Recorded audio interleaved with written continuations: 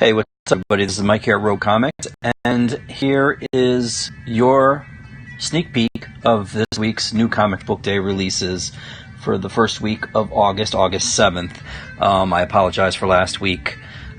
Circumstances prevented me in doing a show, and I do apologize. I am trying to keep it regular. There are sometimes outside sources or influences or whatever that make that a little difficult, and sometimes it's all on me too. But without further ado, we're not going to get into that anymore. We'll just move on to what everybody's here for, and that is the books. As usual, we start off with DC here, and this first book is Batman. This is issue number 76, which is, according to this, Year of the Villain, Dark Gifts, and it also continues the City of Bane storyline. And there's cover B right there. This one, I believe, is by Gabriele Dell'Otto, thankfully, not Francesco Mattina. But DC is still working, is still giving Francesco Mattina work, and it's an unfortunate thing, especially if you're an artist.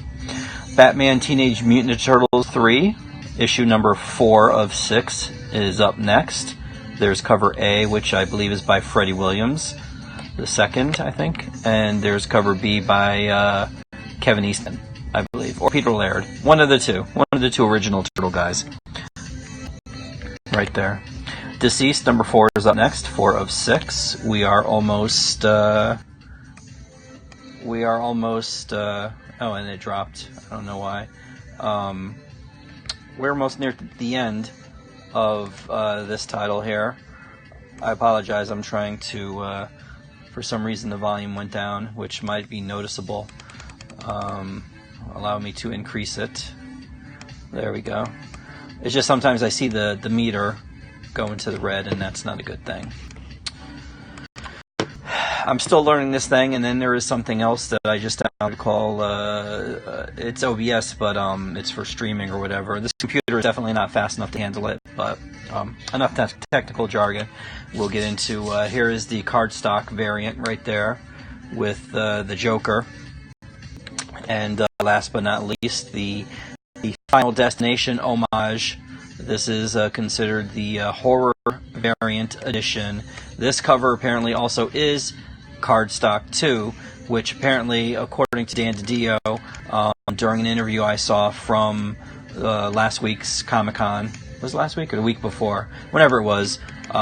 No, it was the weekend before, not this past weekend, but the weekend before. Apparently, they're going to continue doing this cardstock thing for all the variants, and they will continue to hold the line at $4.99, which I wasn't too happy about.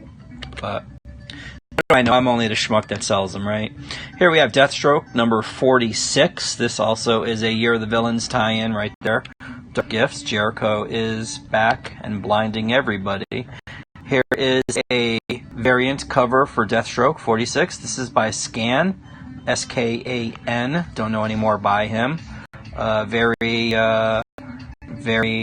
Gabriele Dell'Otto, Francesco Mattina-ish. So I guess that's what DC's shooting for. Here is Doom Patrol, Weight of the Worlds, number 2. Oh, damn it. This is the Paul Pope variant.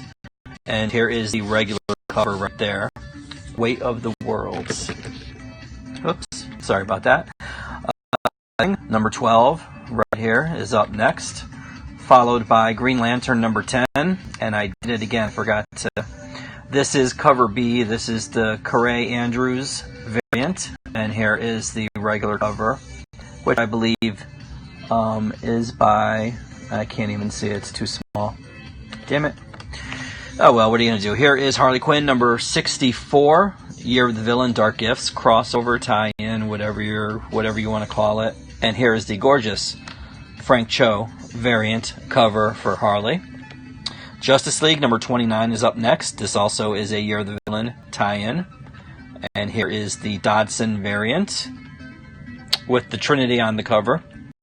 Sinestro, Year of the Villain number 1 is up next. And I believe this is a one-shot. I could be wrong.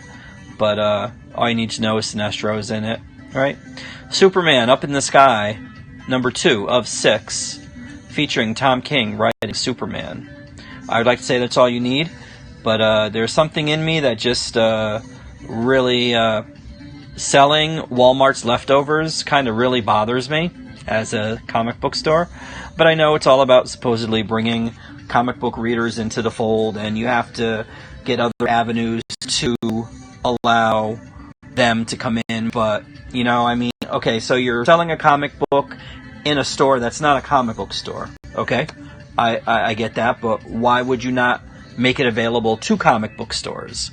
So that way, the people that you're attempting to get from Walmart aren't really comic book customers. So why not be able to sell it to your comic book customers? Because now all your comic book customers are going to Walmart to buy these books so they can flip them on eBay. Because some of these books went for a pretty penny. Especially, I think there's a storyline, there's a part in this Tom King storyline that something significant happens, and that issue is worth something. They also introduce a character. I'm not sure if it's in this one or in the Batman, the Bendis Batman storyline. But regardless, that made no sense to me. I can definitely appreciate trying to attract another audience, but you can also let your comic book stores carry this stuff too. But then again, maybe Walmart's like, you know what, if it's something that's available in comic stores, we don't want it, because they do that sort of thing. So, whatever, man. I'm just here to sell comics and make people forget about this madness that is called life. And last but not least, speaking of somebody who wants to make people forget about this madness, actually, it looks like he just causes madness. This is the Batman Who Laughs, and this is the exclusive Pop, Funko Pop, that only comic book stores and their ilk, hopefully, or will be selling. And, yeah, there we go. We're going to move on next to Marvel right here. Here we have Absolute Carnage, a little series featuring a little-known character, goes by the name Carnage, and Donny Cates and Ryan Stegman are going to be doing this. This apparently, I believe, is a 60-page issue, so looking at good things in this. I haven't read it. I avoid reading these books until I can actually feel the physical item in my hands, which I don't know, as a store owner, is probably a bad thing to do, but it's something that, as a comic book fan, I don't know, I've done that for so long now. I just don't like being spoiled until I have the item in my possession. Arrow #2 is up next, followed by the group that Arrow originated from. This is Agents of Atlas #1, and this is a 5-issue miniseries. Here we have Black Cat #3 with some gorgeous variants. I think I might show you one of them in the next category, because right now this is just the regular Marvel variant. I mean, a Marvel cover, sorry. Here we have Champions #5. Nope, sorry, #8. Wow, that looked like a 5 to me. Yes, the font is small. Or I just need to stop, what's the word? I can't even think about it. Straining to see it. Apparently, Champions has been canceled, and I'm kind of upset about that. Zub was doing a good job writing it, and I did like the artwork. I think it was by McDonald, if I remember correctly, or Williams, one of the two. All I know is I enjoyed the artwork, and I'm disappointed that this book has been canceled. But hopefully maybe they'll fold it into another book or something, I don't know. Cosmic Ghost Rider Destroys the Marvel Universe #6. This is the final issue right here.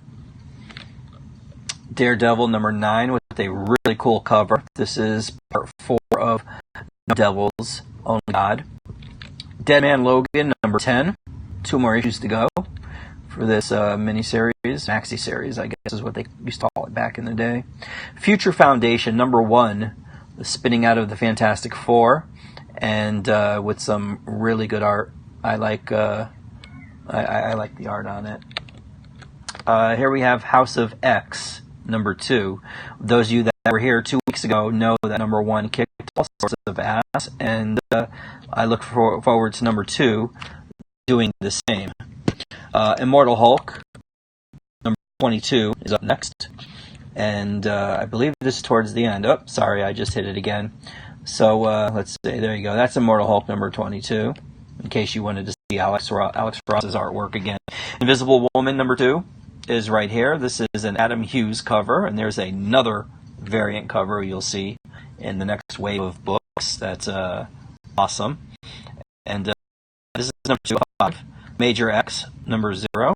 The book that will not die, and I wish it would. Please. Please. Please. Old Man Quill, number 8 of 4. Right there. Punisher, number 14. Another cool Greg Smallwood cover. Savage Avengers, number 4. Now, I don't know, maybe it's because this book is so badass and cool, but it seems like it really needs to start coming out. It seems to me like it's late. I don't think it's late. I think it is on time. It's a monthly book, but I just wish it wasn't monthly. I want it more frequently. Sensational Spider-Man, Self-Improvement, number 1. Apparently, these are stories that Peter David has written, which were untold stories when Peter first had the symbiote, before it was Venom. But I'll take it. I'll take it. And last, but definitely not least, Star Wars, number 3. Yes, sirree, folks. Let's set us up for the next thing. Okay. Up next, we have all of the Marvel variants here. This is the Art Germ variant for Absolute Carnage, number 1, as you could tell by the gentleman on the cover right there. Here is the blank variant. Here is a kick-ass Nick Bradshaw variant. Here is the John Tyler Christopher action figure variant. Here is the Gabrielle Delato Cult of Carnage variant for Absolute Carnage, of course. Oh, you know what? I got to keep that there. Here is the Mike Deodato Party variant. Here is the Eddie Granov Codex variant. Here is the Kyle Holtz Connecting variant. Here is the Aaron Cooter Young Guns variant. Here is the Ron Lim variant.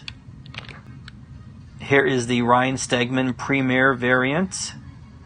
And actually, that's the last variant. Those are all variants. Can you believe that? 2, 4, 6, 8, 10, 11 variants. And the Absolute Carnage by Ryan Stegman poster right there, in case you want to put it on your walls. Agents of Atlas, number 1. This is the... oh god, I can't even pronounce his last name. But this is the variant cover for that, one of them. Here's the other one. Suyan, I think is how you say that, I'm hoping. And here is the Scotty Young variant. So 3 variants for... Oh, sorry, there's one more. You. And I don't know if this is Lionel Francis or if it's a different you, but this is the Wave variant right there. So there are 4 variants for Agents of Atlas, number 1. Here we have the gorgeous Black Cat number 3, Jen Bartel variant, right there. Awesome. Here's the In-Hyuk Lee, Bring On the Bad Guys variant, and of course, it's just Black Cat. So I guess she's already there, right? Cosmic Ghost Rider Destroys Marvel History, number 5. This is the Jacinto variant cover. Here is the Daredevil number 9, Johnson, Bring On the Bad Guys variant, and of course, Bullseye is a very, very bad guy. Here is the House of X number 1. Now, to be honest with you, this is the second printing, Pepe Larraz variant, and for the most part, when Marvel decides to do additional printing, second, third, fourth, whatever, so on and so forth, they frequently use different art. For some reason, they decided to just use the original, the main cover, the regular cover, and just make everybody like you see there. Usually I'd be upset with that, because that's a very DC thing to do. But for some reason, I don't know if it's the cover itself, but it lends itself to that sort of. I mean, it makes the image look cool, so I'll allow it. I'm okay with it. I'm okay with it. Here's the House of X number 2, Alan Davis, Characters Decades variant. Character Decades variant, featuring Jean Grey.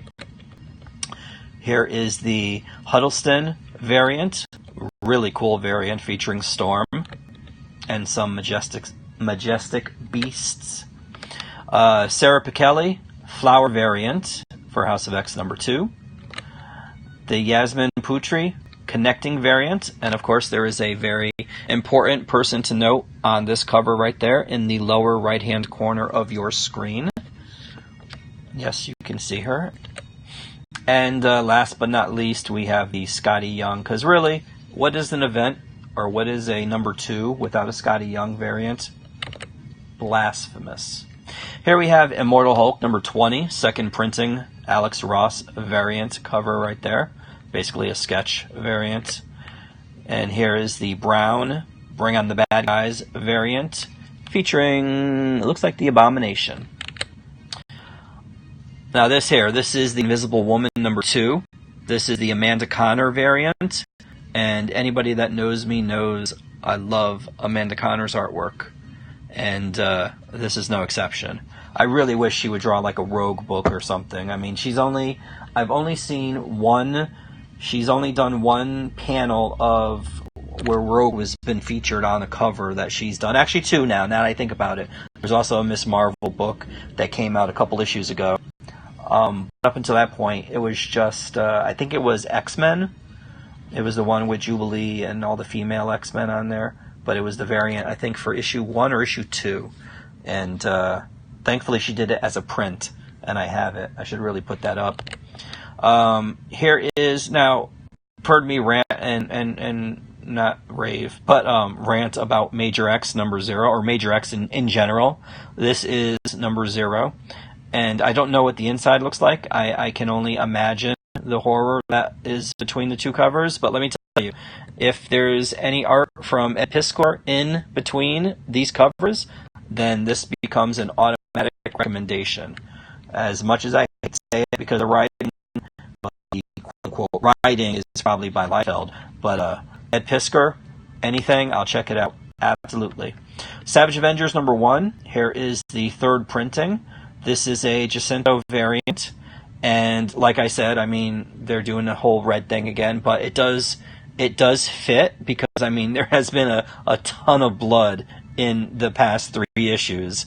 So yeah, I'm okay with this. And this was a variant. This was like a 1 in 25 variant for number one originally. So I'm good with this. This is okay.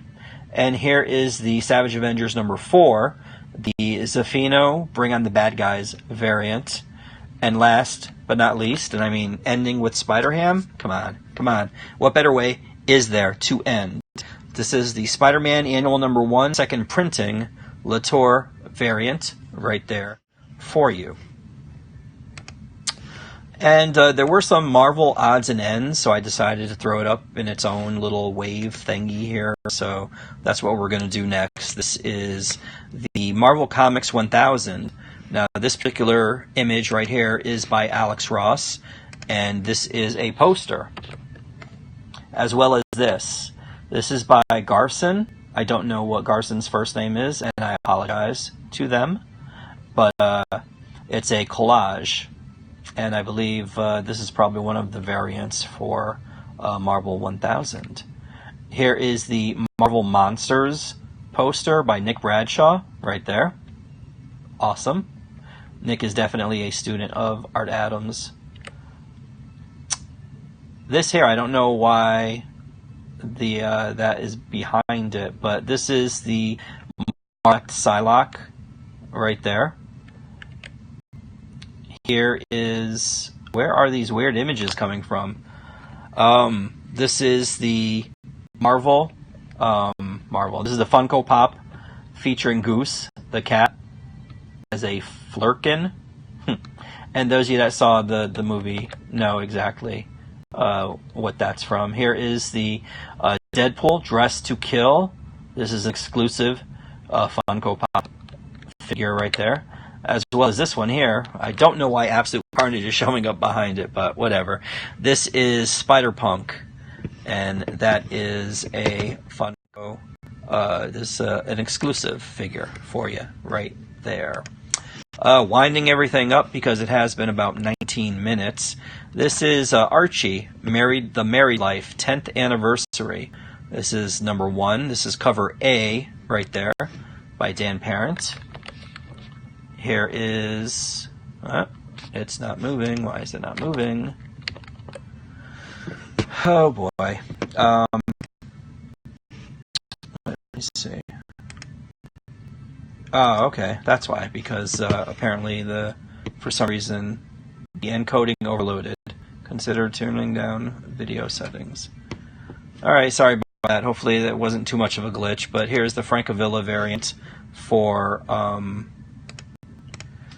the independent books for Our Team Married Life 10 years later. Here is the Robert Hack variant, and that's it. This is a Berserker Unbound #1. Now this is a series from Dark Horse by Jeff Lemire and Mike Deodato Jr. And Mike was talking about leaving Marvel because he's done a lot of work for them, and this is his first creator-owned book. And there are two covers for this. There's the one that he did, and then there's the one that another Mike Mignola, did right here. I don't know why I keep throwing these in here. This is Buffy the Vampire Slayer. This is issue number 7. Here's cover A. There's cover B. There's cover C. And this is cover D. And now, since it overloaded, chances are this is going to be out of sync. So I apologize in advance. Here is Coffin Bound #1. Here is Crowded #8, cover A. And here's cover B. Die is back with #6. Stephanie Hans right there. And Peach Momoko right there. I got some extras of these because I really like this cover. H.G. Wells, The Island of Dr. Moreau #1 is right here. And this is by the team that I believe brought you Lock and Key. Lenore, Volume 3. This is issue #1, cover A. And here is cover B. Red Sonja, Vampirella, Betty and Veronica #3. It's right here, cover A, by Dalton. Cover B is by Hack. Cover C is by Laura Braga. Cover D is by Dan Parent. And cover E is by Kat Staggs. And then last for this wave, we have Ronin Island #5. This is the main cover.